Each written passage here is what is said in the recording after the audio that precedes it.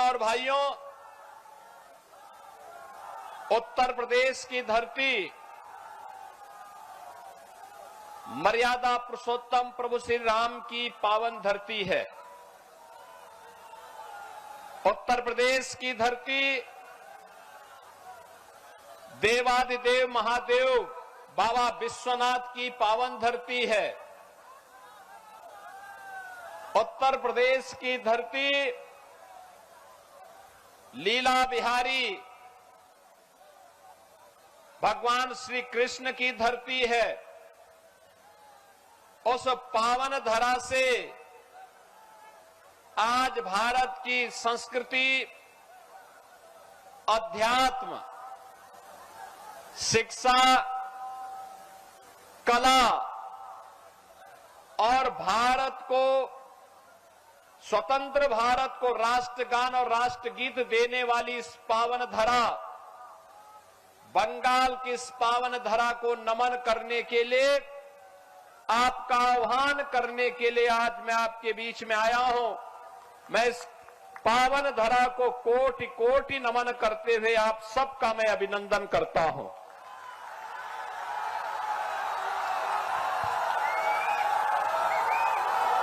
बहनों और भाइयों, बंगाल प्रेरणा की भूमि है। भारत को दिशा देने वाली धरती है। ये बंगाल की ही धरती है जिस धरती पर जन्म लेकर के एक सन्यासी वैश्विक मंच पर भारत के सनातन धर्म का झंडा गाड़ने का काम करता है और गर्व से कहता है कि गर्व से कहो हम हिंदू हैं। और हिंदूपन का एहसास किसी ने किया था और करवाया था तो स्वामी विवेकानंद ने इसी पावन धरा से किया था। यही बंगाल की तो धरती है, यही बंगाल की धरती है जिस धरती में खुदीराम बोस ने हंसते हंसते देश की आजादी के लिए फांसी के फंदों को छूने का काम किया था। यही वह धरा है, यही बंगाल की वह धरा है जिसने उद्घोष किया था कि तुम मुझे खून दो मैं तुम्हें आजादी दूंगा। नेताजी सुभाष चंद्र बोस, कौन ऐसा भारतीय होगा जो नेताजी का नाम आते ही सम्मान के साथ, गौरव के साथ उनके सामने सिर न झुकाता हो। भारत की आध्यात्मिक परंपरा में श्री रामकृष्ण परमहंस हो, स्वामी प्रणवानंद जी हो,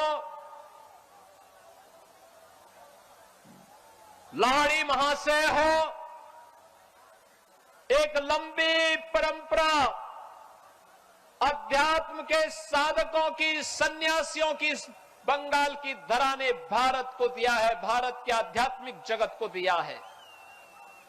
और यही धरा है, याद करिए, भारतीय जनसंघ के संस्थापक अध्यक्ष डॉक्टर श्यामा प्रसाद मुखर्जी की धरती भी यही बंगाल है। बंगाल, इसी बंगाल की धरती में पैदा हुए भारतीय जनसंघ के संस्थापक डॉक्टर श्यामा प्रसाद मुखर्जी ने स्वतंत्र भारत में ओंकार भरी थी, एक देश में दो प्रधान, दो विधान, दो निशान नहीं चलेंगे, नहीं चलेंगे।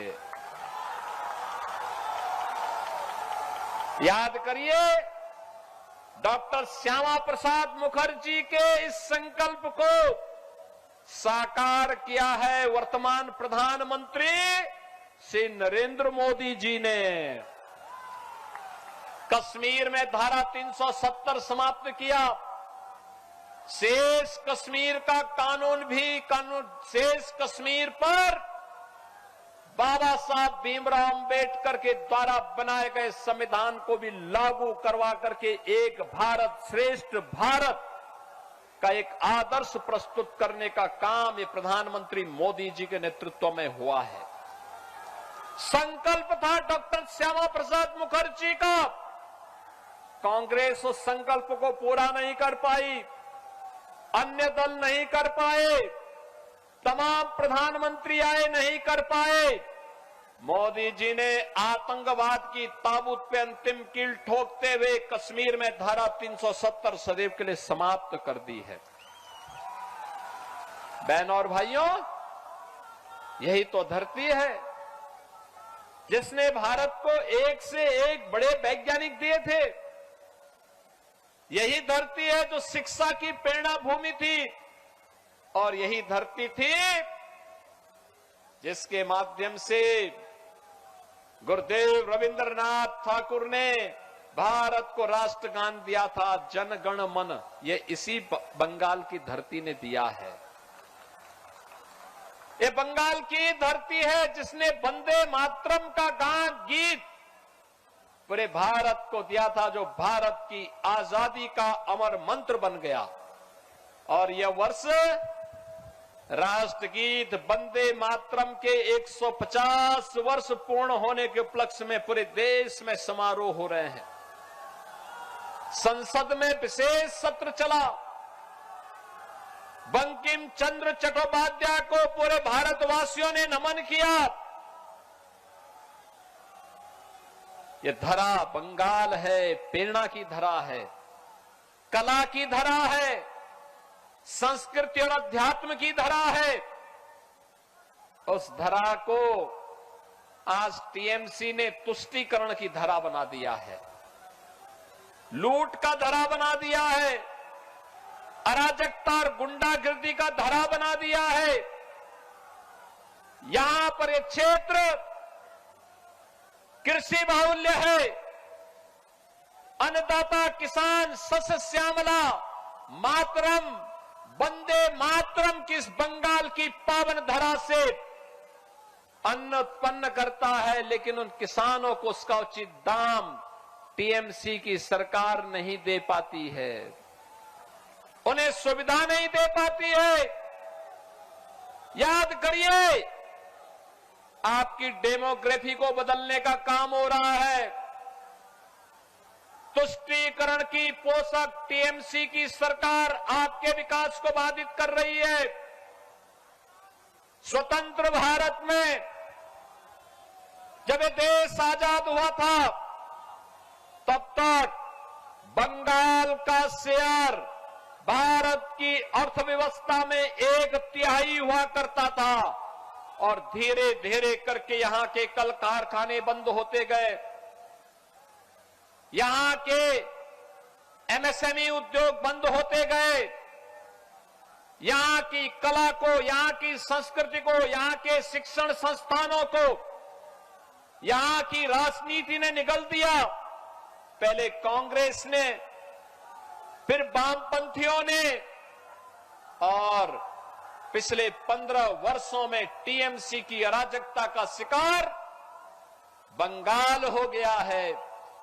भारत की उर्वरा भूमि, भारत की अर्थव्यवस्था को एक नई ऊंचाई देने वाली बंगाल की धरती आज टीएमसी के भ्रष्टाचार के कारण, उनकी अराजकता के कारण, आज कंगाल होती हुई दिखाई दे रही है।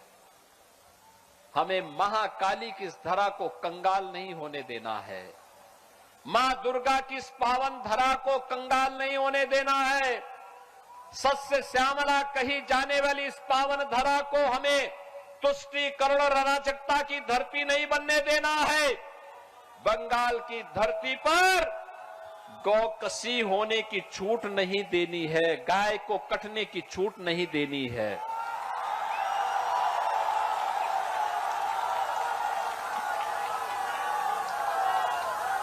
ये तमलुक की धरती पर इस प्रकार की अराजकता को जन्म नहीं देने देना है। लैंड जिहाद और लव जिहाद की घटना को हर हाल में रोकने के लिए आज बंगाल के नौजवानों को रोजगार देने के लिए, बंगाल की हर बेटी और हर बहन को सुरक्षा प्रदान करने के लिए, बंगाल के हर व्यापारी को सुरक्षा देने के लिए आज बंगाल की समृद्धि के लिए डबल इंजन की सरकार चाहिए और मोदी जी के नेतृत्व में यह डबल इंजन की सरकार बंगाल के अंदर बने, इसका आह्वान करने के लिए मैं आया हूं। बहनों और भाइयों, जिस प्रकार की अराजकता, जिस प्रकार की गुंडागिर्दी, जिस प्रकार की लूट खसोट, जिस प्रकार की तुष्टीकरण, जिस प्रकार के दंगे आज बंगाल में हो रहे हैं, यही दंगे, यही अराजकता, यही गुंडागिर्दी 2017 के पहले उत्तर प्रदेश की धरती पे भी होते थे, इससे ज्यादा होते थे। वहां हर तीसरे दिन एक दंगा होता था, पर्व और त्योहार के पहले उपद्रव शुरू हो जाता था। उत्तर प्रदेश बीमारू राज्य हो गया था। उत्तर प्रदेश में अराजकता चरम पर थी। कोई पुरसाहाल नहीं था, न बेटी सुरक्षित थी, न व्यापारी सुरक्षित था। उद्योग धंधे वहां भी बंद हो रहे थे, प्लान हो रहा था। और 2017 में प्रधानमंत्री मोदी जी के आह्वान पर उत्तर प्रदेश की जनता ने उत्तर प्रदेश के अंदर सरकार बनाई। डबल इंजन की भाजपा की सरकार आई। आज उत्तर प्रदेश में नो कर्फ्यू, नो दंगा, उत्तर प्रदेश में है सब चंगा। आज उत्तर प्रदेश में दंगा नहीं होता, सड़कों पे नमाजें नहीं पढ़ी जाती हैं, मस्जिदों से चिल्लाने की आवाज नहीं आती है, लव जिहाद की घटना के लिए सख्त कानून बनाया गया है।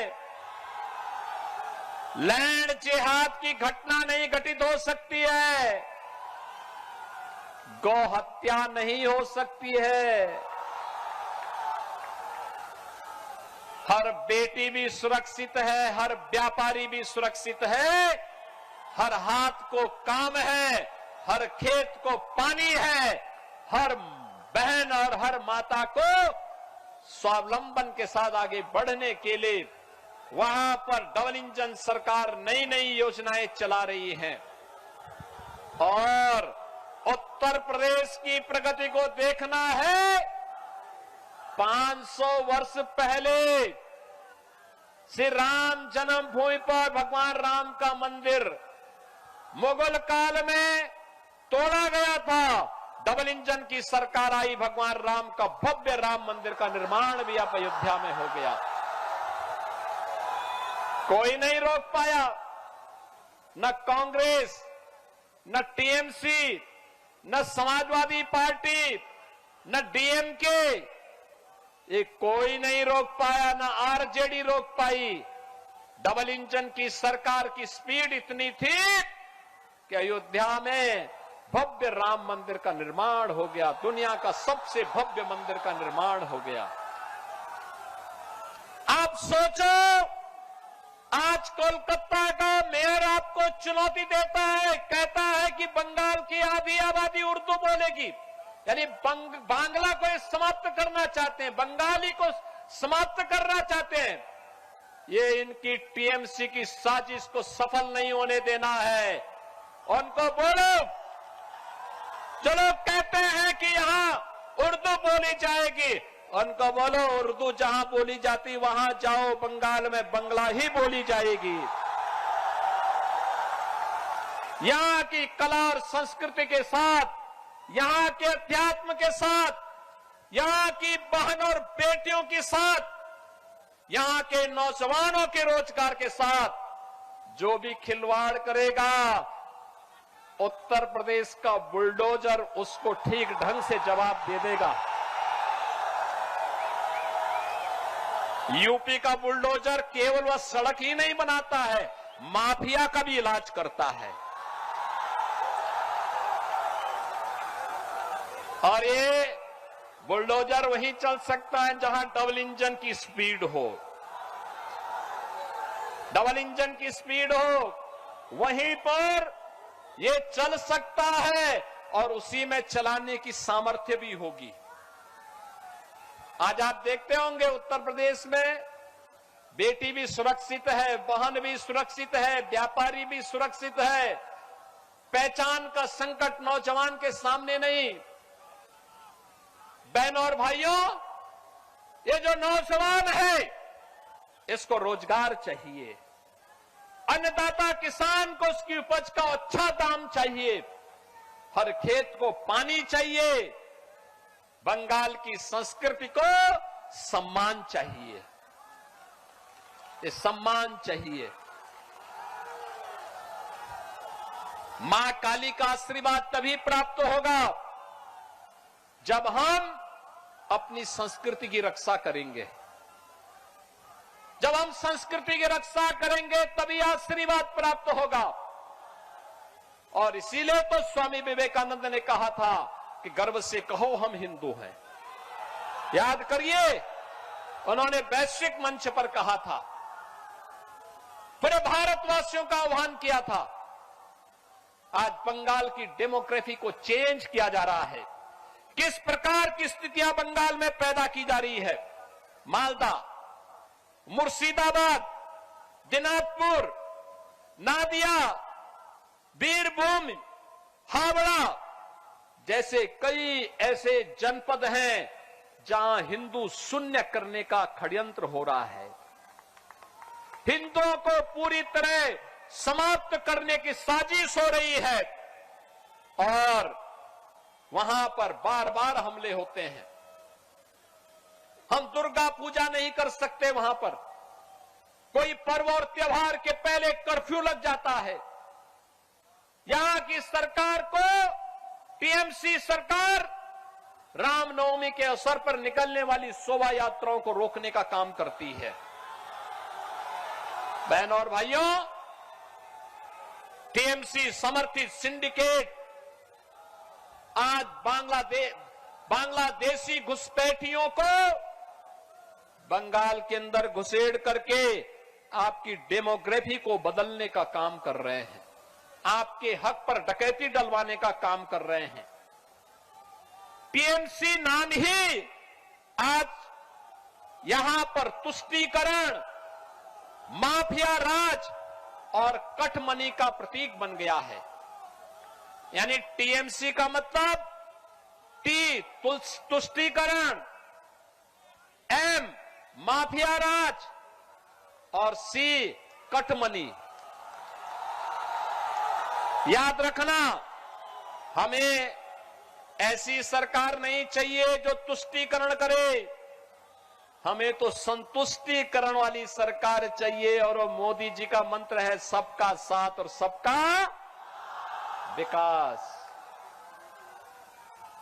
हमें माफिया राज वाली सरकार नहीं चाहिए, माफिया को रौंदने वाली सरकार चाहिए, माफिया को बुलडोजर से रौंदने वाली सरकार चाहिए। और वह केवल डबल इंजन की भाजपा सरकार दे सकती है। हमें कटमनी वाली सरकार नहीं चाहिए, हमें तो इन नौजवानों के हाथों को कार्य देने वाली सरकार चाहिए। इन बहनों के लिए कार्य देने वाली सरकार चाहिए। बंगाल की संस्कृति को सम्मान देने वाली सरकार चाहिए। याद करिए, बांग्लादेश में हिंदुओं का कत्लेआम हुआ, ममता दीदी मौन रही। उनको भय था वो बोलेगी तो उनका वोट बैंक खिसक जाएगा, उनका वोट बैंक खिसक जाएगा। हमने विरोध किया, हमने विरोध किया। ये हिंदुओं पर अत्याचार स्वीकार्य नहीं, मुंहतोड़ जवाब देंगे। और बहनों और भाइयों, कांग्रेस भी मौन थी, वामपंथी दल भी मौन था, ममता दीदी भी मौन थी। इनको लगता था जैसे वहां कुछ हो ही नहीं रहा है। हमें इस प्रकार की तुष्टीकरण की पोषक सरकार नहीं चाहिए जो हमारे अस्तित्व के साथ खिलवाड़ करे, अराजकता को बढ़ावा दे। कहीं भी कोई ऐसी स्थिति नहीं होने देनी है। याद करिए, बंगाल की जो 570 किलोमीटर की लैंड जिसकी फेंसिंग होनी है, टीएमसी की सरकार फेंसिंग नहीं होने देना चाहती, क्योंकि वे घुसपैठी सिंडिकेट को बंगाल के अंदर घुसपैठ करवा करके यहां की डेमोग्राफी को अपने वोट बैंक के लिए उन्हें इस्तेमाल करना चाहते हैं। कहने के लिए तो टीएमसी नारा देती है मां माटी और मानुष की, लेकिन मां करा रही है। माटी घुसपैठियों के कब्जे में जा रही है और मानुष यहां का भयभीत है और सहाय जैसा दिखता है। बहनों और भाइयों, याद रखना, ये जंगल राज, ये अपराध, ये बंगाल के अस्तित्व के लिए एक संकट है, एक चुनौती है। हमें कभी देश को दिशा देने वाले बंगाल की इस पावन धरा का आह्वान करने के लिए मैं आया हूं। मैं आप सबका आह्वान करने के लिए आया हूं। बंगाल भारत की कल्चरल कैपिटल के रूप में जानी जाती थी। कल्चरल कैपिटल ऑफ इंडिया मानी जाता था बंगाल। भारत को एक नई दिशा देने वाला माना जाता था बंगाल। लेकिन कल्चरल कैपिटल से टीएमसी ने बंगाल को क्राइम कैपिटल बना दिया है। हमें क्राइम कैपिटल नहीं बनने देना है बंगाल की पावन धरा को। और यही कहने के लिए मैं आज आपके पास आया हूं। यहां पर कानून व्यवस्था लगभग ध्वस्त सी है, अराजकता चरम पर है। याद करिए, जहां पर न्यायिक अधिकारी भी सुरक्षित न हो, एक कॉमन मैन की क्या बात करते हैं आप? क्या बात की जा सकती है? आरजी कर मेडिकल कॉलेज में कैसी घिनौनी घटना घटित हुई थी? ममता दीदी मौन थी, क्योंकि टीएमसी के गुंडे उसमें कहीं न कहीं से लिप्त पाए गए थे। और इसीलिए तो ये लोग अब सत्ता संचालन के अधिकारी नहीं हो सकते। इनके देशद्रोही मंसूबों को पूरी तरीके से समाप्त करने का इस समय आ गया है। और बहनों और भाइयों, इसीलिए मैं आप सबका आह्वान करने के लिए आया हूं। ये पावन धरा जिसने कभी भारत को एक नई दिशा दी थी, आज आपके सामने एक अवसर है। याद करिए, ब्रिटिश गवर्नमेंट ने 1905 में बंगाल विभाजन का एक षड्यंत्र रचा था। पूरा बंगाल उठ खड़ा हुआ था उसके खिलाफ, पूरा बंगाल उठ खड़ा हुआ था। स्वदेशी का नारा बंगाल ने दिया था और बंगाल से निकला स्वदेशी का नारा भारत के अंदर आजादी का मंत्र बन गया था। आजादी का मंत्र बना था। 1857 की प्रथम स्वातंत्र समर की लौ इसी बंगाल की धरती ने जलाया था, बैरकपुर में। याद करिए, यही बंगाल की धरा है जो लगातार जब भी अंगड़ाई लेती है, पूरा देश उसके साथ खड़ा होता है।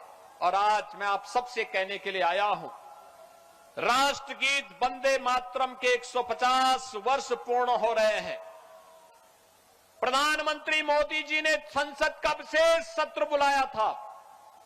हमने भी उत्तर प्रदेश विधानसभा में वंदे मातरम के 150 वर्ष पूर्ण होने पर विशेष सत्र का आयोजन किया था।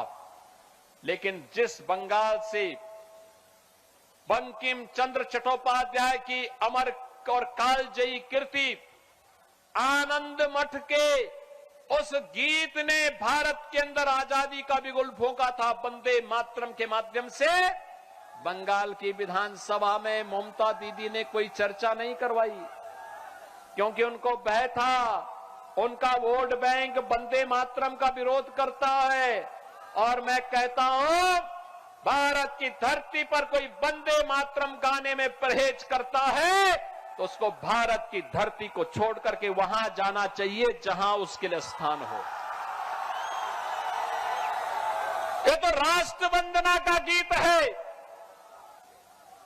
हर भारतवासी को गाना चाहिए। और अगर कोई वंदे मातरम का विरोध करता है तो फिर भारत उसको स्वीकार नहीं कर सकता, भारत उसको स्वीकार नहीं कर सकता। और इसलिए बहनों और भाइयों, मैं आप सबका आज के इस अवसर पर आह्वान करने के लिए आया हूं। एनडीए प्रत्याशी के रूप में भारतीय जनता पार्टी ने श्री निर्मल खांडरा को अपना प्रत्याशी बना करके आपके बीच उतारा है।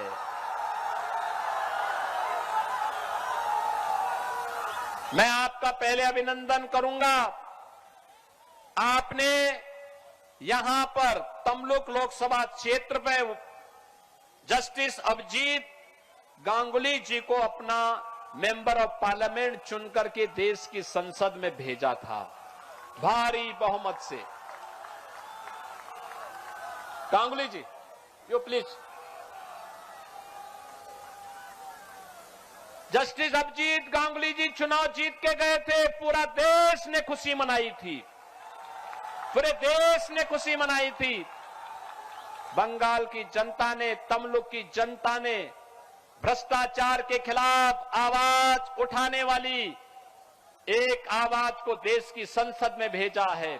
और मैं इसलिए आपका अभिनंदन करता हूं और अभिजीत जी का भी हृदय से अभिनंदन करता हूं। और बहनों और भाइयों, आज भारतीय जनता पार्टी ने यहां पर श्री निर्मल खांडरा को अपना प्रत्याशी बनाकर आपके बीच उतारा है। निर्मल खांडरा को अपना आशीर्वाद देंगे, सबका आशीर्वाद। दोनों हाथ उठा करके बोले, दोनों हाथ उठा करके, सबका आशीर्वाद है ना? पक्का जीतेंगे अगर आप सब आशीर्वाद दे देंगे तो। जिताएंगे, कमल खिलाएंगे। याद रखना, बंगाल में ही कमल खिलेगा, क्योंकि यहां सबसे अधिक तालाब भी हैं। इसी में कमल खिलता है। और याद रखना, इसी में टीएमसी का जो चुनाव चिन्ह है ना, वह गल जाएगा और इसी में कमल खिलेगा। और उसी कमल को खिलाने के लिए एनडीए ने भारतीय जनता पार्टी के प्रत्याशी के रूप में निर्मल खांडरा को अपना प्रत्याशी बनाया है। आप सबका आशीर्वाद मिलेगा ना? सबका आशीर्वाद मिलेगा। दोनों हाथ ला करके मेरे साथ बोलेंगे, भारत माता की, भारत माता की, भारत माता की, वंदे वंदे वंदे